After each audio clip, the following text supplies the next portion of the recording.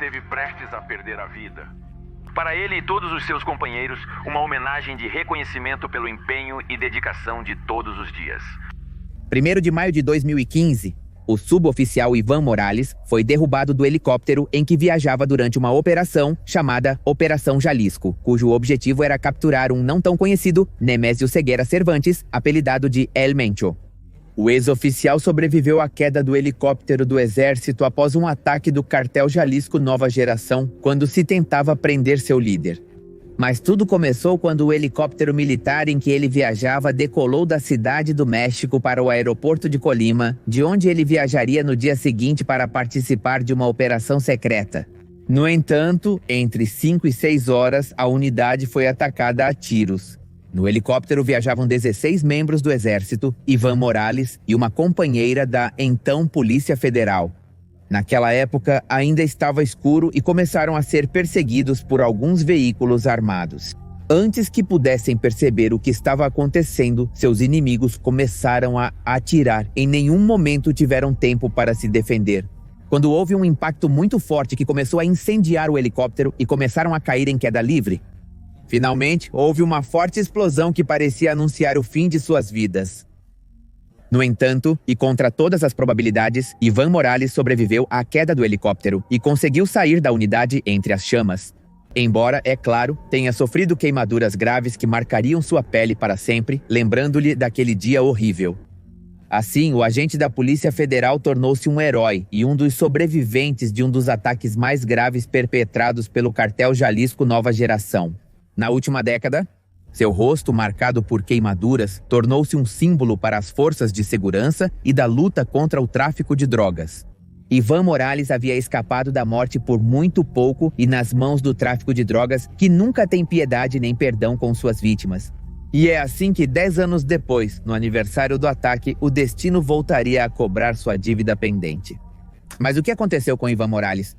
Pois é o que vou te contar hoje, mas vamos começar pela história. No 1º de maio de 2015, o ex-policial saiu do porto de Manzanillo, em Colima, mas ninguém lhe disse que ele faria parte de um destacamento de elite enviado para deter o Mencho. Um personagem perigoso que eles tinham há algum tempo na mira. Seus chefes temiam que houvesse vazamentos prematuros e que os criminosos estivessem preparados para a emboscada. Por isso, guardaram até o último momento o verdadeiro objetivo da missão. Ninguém sabia para onde estava indo nem para quê. Disse-lhes que iriam cumprir um mandado de prisão contra uma pessoa que naquela época não era conhecida nos meios nacionais, um tal Nemésio Ceguera Cervantes. Assim, ele e seus companheiros embarcaram em um helicóptero do exército mexicano rumo a Jalisco, na altura de Vila Purificação, onde está localizada uma das luxuosas tocas do Mencho. O suboficial fez parte do grupo de policiais encarregados de capturar Nemésio Ceguera Cervantes, conhecido como El Mencho, líder do cartel Jalisco Nova Geração. Os agentes sobrevoaram com 4 helicópteros militares e da Polícia Federal. Em um deles viajava Ivan, uma mulher, também Polícia Federal, e 16 militares. O segundo helicóptero estava planejado para ser utilizado para transportar os cegueiras em caso de ser preso. Nesse momento, identificaram o comboio em que viajava o líder do cartel das 4 letras. O plano deles era reduzi-los e deter o líder, mas antes que pudessem neutralizá-lo e cumprir sua missão com sucesso, não seria tarefa fácil. Os assassinos abriram fogo com artilharia pesada contra eles. Morales só se lembra dos impactos durante o ataque. E como se ouviam os sons das balas, como batiam na chapa e como atravessavam as balas de calibre 50, através do capacete do helicóptero, como se fosse de papel. Um dos 4 helicópteros recebeu o impacto de um lançador de foguetes russo e caiu em um pouso forçado que acabou com a vida de 9 agentes. Por um lado, é a primeira vez que vemos como um cartel usa armas de calibre 50 para atirar em uma aeronave das forças federais. Enquanto isso, caos no ar. Os homens do Mencho atiraram neles com um lançador de granadas. Um dos projéteis atingiu o rotor e o helicóptero de Morales começou a cair. Desesperado, o ex-policial agarrou-se ao que pôde e rezou para sair com vida. E apesar do ataque, o piloto, por sorte, milagrosamente conseguiu manobrar o helicóptero até pousá-lo à força. Eles tiveram sorte, porque se tivessem caído em queda livre, teriam explodido. O helicóptero, graças ao piloto daquela época, 2015, não se chocou, mas felizmente ele conseguiu fazer manobras. Tem Naquele instante, Morales sentiu o impacto e pensou que morreria ali, nas mãos de seus inimigos. Mas ele sobreviveu à queda e ainda conseguia se levantar. No entanto, a única saída do helicóptero estava envolta em chamas. Morales estava encurralado, mas lembrou que sua esposa esperava seu primeiro filho. Com isso em mente, ele reuniu forças para poder sair. Seu maior desejo era conhecer o filho, não queria morrer sem vê-lo ao menos uma vez. Horas antes, uma notícia de sua parceira de que ele seria pai. Então ele se jogou contra o fogo para escapar, mas seu corpo pegou fogo rapidamente. Tirou a roupa e o equipamento militar, graças ao colete à prova de balas que usava. A parte do seu peito e seus órgãos vitais foram salvos das piores queimaduras. Mas finalmente teve que tirá-lo porque havia começado a pegar fogo. Morales rolou pelo chão para apagar as chamas que consumiam seu corpo. Ao seu redor, ainda podia ouvir os gritos dos assassinos e as balas que acabavam com seus companheiros. Motivado pela adrenalina e o instinto de sobrevivência, ele fugiu do local. Pulou uma cerca e se refugiou atrás de uma rocha, enquanto sentia uma dor insuportável por todo o seu corpo. Ele engatilhou sua pistola de 9mm, a única defesa que lhe restava, e com a pele derretendo enquanto corria, fugiu daquela área e se escondeu atrás de uma rocha. Morales suportou as feridas por um tempo agonizante, até que algum tempo depois o exército irrompeu no local e o encontrou com a vida por um fio e com 70% do seu corpo queimado. Naquele dia, metade do pessoal que viajava no helicóptero morreu, incluindo sua colega da Polícia Federal. Este ataque se tornou uma das grandes vergonhas do governo de Peña Nieto. Já muito questionado após o desaparecimento dos 43 estudantes de Ayotzinapa, um ano antes. E alguns meses depois, Joaquim El Chapo Guzmán escapou da prisão de segurança máxima do Altiplano por um túnel de 1,5 km. Evidenciando mais uma vez a incapacidade do Estado de lidar com o crime organizado, o agente então, voltando aonde estávamos, foi encontrado vivo horas depois do incidente, longe da zona de abate, após o qual foi levado para um hospital em Guadalajara, em Jalisco. Ele permaneceu consciente o tempo todo e pediram para ele não dormir. Quando finalmente caiu inconsciente, acordou novamente depois de um mês. A Iván Morales. O fogo deixou cicatrizes visíveis e profundas, especialmente no rosto, braços e parte do tronco, onde as cirurgias reconstrutivas só puderam fazer parte do trabalho. E após uma série de 15 cirurgias reconstrutivas no Hospital Central Militar, na Cidade do México, Morales conseguiu se recuperar parcialmente. Seu rosto ficou severamente afetado, as lesões visíveis eram profundas, mas no hospital o apelidaram de herói.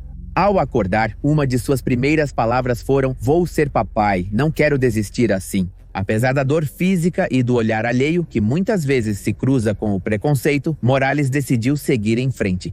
Pela sua família e seu filho, que nasce um mês depois de ter recebido alta hospitalar em outubro do ano 2015. Nada impediu que ele retomasse sua vida, que desta vez se manteve entre as sombras. Ele só foi visto quando, no mesmo ano, 2015, foi reconhecido publicamente pelo então presidente Peña Nieto por sua coragem e resistência. A elite da política mexicana em fila, junto com o então presidente, aplaudia entre gestos solenes. Enquanto isso, o ex-policial, com o uniforme de gala e o rosto, infelizmente bastante danificado pelo fogo, avançava em direção a eles com a cabeça erguida.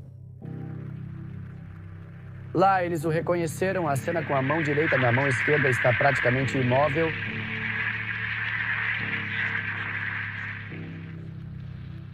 Ao chegar diante de Peña Nieto, Morales parou, apertou a mão do líder e recebeu dele uma condecoração.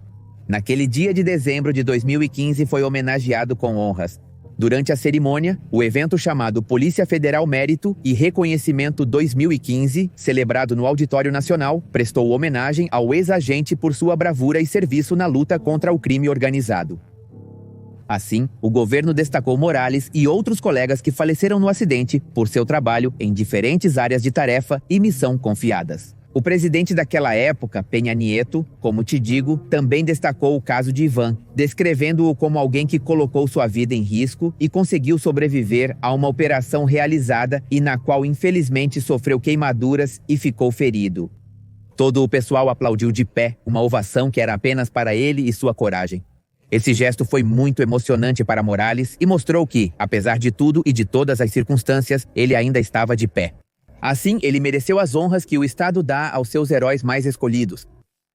Lá ele sustenta o diploma e a medalha e... O aplauso se prolonga. Lá estão os funcionários daquela época. Manuel, La Câmara, faz manobras, vai para uma tomada geral de um auditório nacional completamente cheio e oferecendo-lhe um aplauso. Naquele dia, o México conheceu seu rosto, a ferida aberta da luta fracassada contra o crime organizado. Mas Morales queria que vissem seu rosto, não para que sentissem pena dele. Pelo contrário, ele queria mostrar que havia cicatrizes que doíam, mas que era possível seguir em frente apesar de tudo. Uma das coisas que o ajudou muito em questões psicológicas foi o apoio incondicional de sua esposa. E que, em vez de pensar em si mesmo e em sua dor interna e externa, pensou mais em seu filho e no desejo de vê-lo crescer.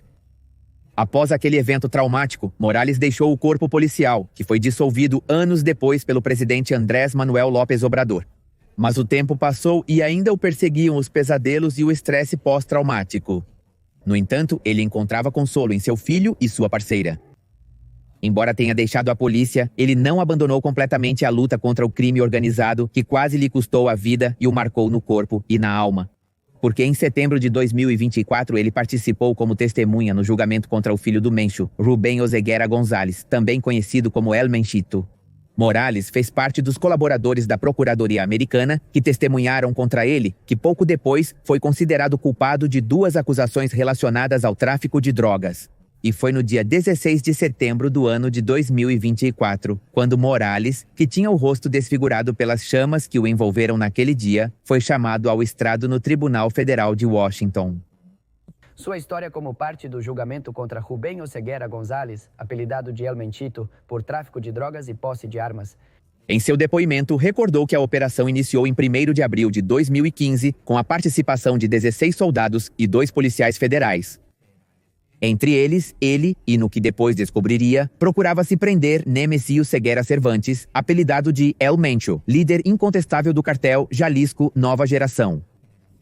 Sua declaração, então, detalhou a logística da operação de 2015, as condições do ataque e as capacidades armadas do cartel. Segundo Morales e vários testemunhas, o helicóptero foi abatido por ordens de Rubén Oseguera González, apelidado de El Menchito, o segundo no comando do temido cartel para evitar a prisão de seu pai. E então El Menchito, naquela época, com apenas 25 anos, ordena esse ataque. Que quebra completamente o quê? Sabíamos sobre a atuação do crime organizado. O testemunho de Morales permitiu que um júri encontrasse Oseguera González culpado de traficar o ouro branco e outras substâncias, e de também ter usado armas de fogo e instrumentos destrutivos para seus negócios criminosos. E por fim, 7 de março de 2025, o Menchito foi condenado à prisão perpétua e recentemente admitido na penitenciária de alta segurança de Florence, no Colorado. O testemunho de Morales seria crucial para alcançar a sentença de prisão perpétua imposta ao acusado. Finalmente, de alguma forma, o ex-agente conseguiu a justiça que estava pendente há quase 10 anos. Mas o que ele não sabia era que o cartel Jalisco Nova Geração, aquele que não conseguiu se livrar de Morales, ainda lembrava de sua dívida pendente e estava prestes a cobrá-la. No entanto, as coisas começaram a esquentar meses antes dos acontecimentos, uma semana antes da condenação. O tio do Menchito, Antônio Ceguera, apelidado de Tony Montana, havia sido entregue pelas autoridades mexicanas aos Estados Unidos, em uma operação solicitada pelo presidente Trump. Atualmente, o Mencho não tem herdeiros de sangue para seu poderoso clã criminoso, e as pressões americanas sobre o governo de Claudia Sheinbaum para combater eficazmente o narcotráfico, se diz, estão deixando os grandes chefões nervosos que nestes dias se agitam com explosões de fogo e violência por meio. México? E é que há apenas algumas semanas, os homens do Mencho espalharam o terror por 3 dos estados sobre os quais estendem seu poder, que são Jalisco, Michoacán e Guanajuato. Foram 4 horas de narcobloqueios e incêndios em estradas de 30 municípios que atormentaram a população. Entre tiros e nos quais perderam a vida 2 policiais. O chefe do tráfico estava medindo seu poder contra a autoridade em um momento de muitas baixas em sua organização.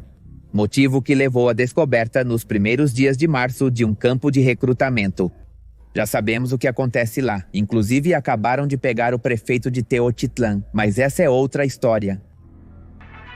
Ontem, depois de quase 10 anos vivendo com medo de sobreviver, escondendo-se do crime organizado, foi assassinado em Temisco, Morelos. Enquanto isso, Caos e com o poder pendurado por um fio, o cartel das 4 letras jurou finalmente cumprir seu objetivo fracassado de 10 anos atrás. Eliminar Ivan Morales, que começava a atrapalhá-los e que havia levado à prisão um dos novos líderes do cartel. O homem seria Ivan Morales Corrales, suboficial da extinta Polícia Federal, único sobrevivente do ataque que o cartel Jalisco Nova Geração orquestrou contra o helicóptero em que ele viajava. Como se o tempo não tivesse passado, este ano vivenciamos a mesma paisagem. Mas desta vez, os criminosos conseguiram concretizar sua vingança contra o policial no bairro morelense de Las Brisas. E é que tudo aconteceu no dia 30 de maio de 2025, exatamente uma década após o ataque. Morales Corrales estava circulando por um loteamento no município de Temixco, no estado de Morelos. Ele não possuía segurança nem mesmo um veículo blindado. Ele nunca teria imaginado o que estava prestes a acontecer no aniversário do ataque, que quase lhe custou a vida. Talvez até ingênuo da parte dele, se você acabou de participar da prisão do filho do chefe mais poderoso do México. Uma van branca bloqueou o caminho. Homens armados desceram dela e atiraram neles.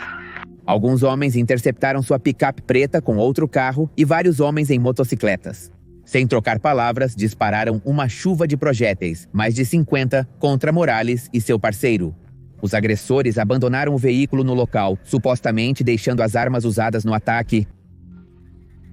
Atiradores correram para a avenida principal, onde cúmplices os aguardavam em motocicletas.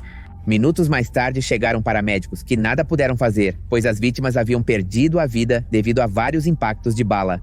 Eles o interceptaram e, como se nada tivesse acontecido, como acontece neste país, o executaram.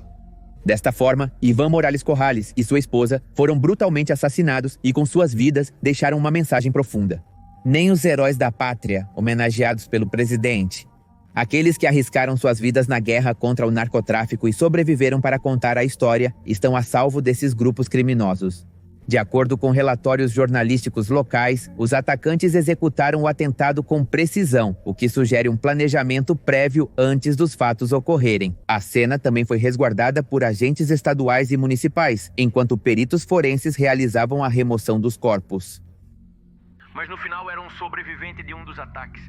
Eu diria Miriam, mais violentos. O fim de Ivan Morales Corrales gerou, você pode imaginar, grande indignação entre os membros do Sindicato da Segurança Pública, especialmente entre ex-colegas federais.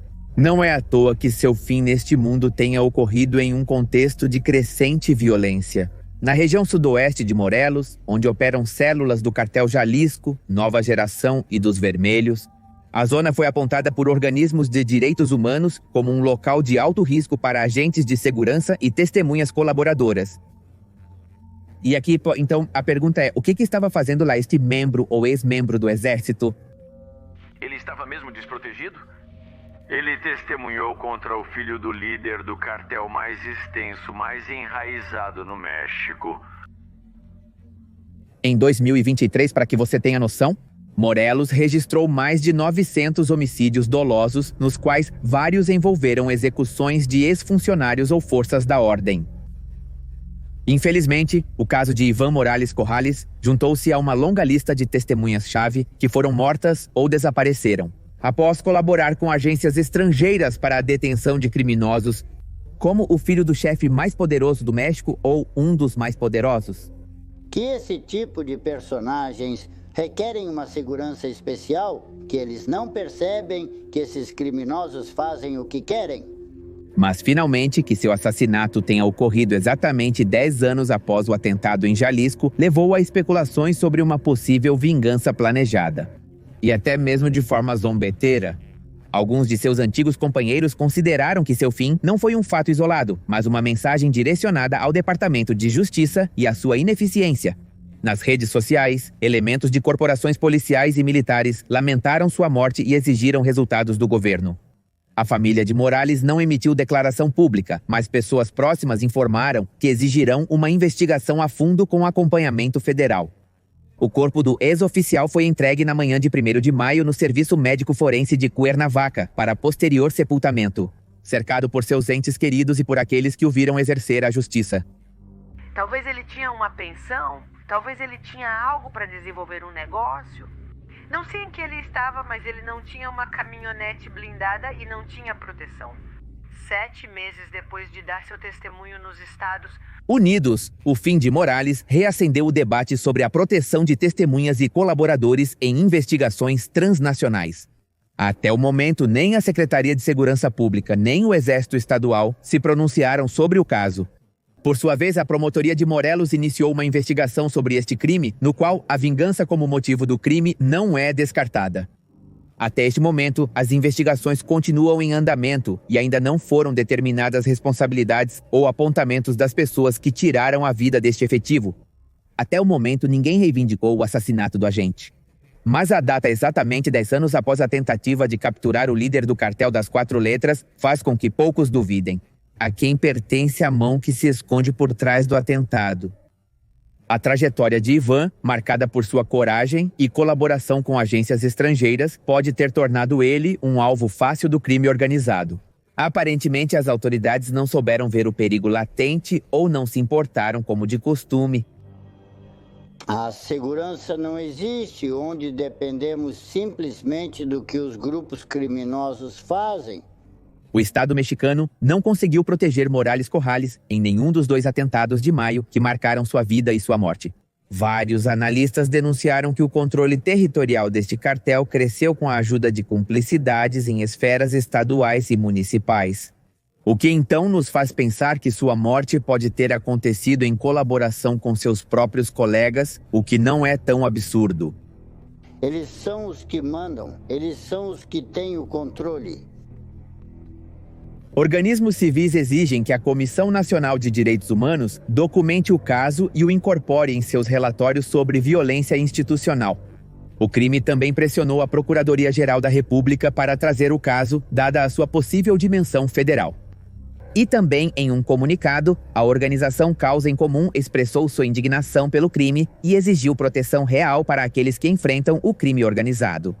E é assim que a morte de Morales colocou em xeque um problema que se vive há anos e que ninguém parece buscar uma solução a respeito. O sumiço e assassinato de testemunhas e ex-funcionários cruciais para a prisão de chefes do tráfico virou rotina, que socava a luta contra o narcotráfico e os processos de justiça internacional. Porque é uma pessoa que sobreviveu a um ataque de um grupo criminoso e agora está morto, foi assassinado junto com outra pessoa.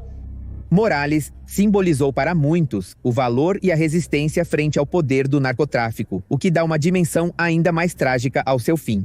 Especialmente porque houve um governo que soube lhe dar uma medalha de honra por sua bravura, mas que não soube protegê-lo, o que é mais importante, do mal, que acabou por cumprir, o que não conseguiram naquele 1º de maio de 2015.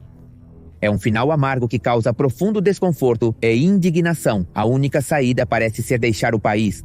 Mas também é injusto que alguém tenha que tomar uma decisão tão dura. Supõe-se que a justiça deveria proteger aqueles que se atrevem a falar, especialmente quando seu testemunho deve ajudar a frear o narcotráfico.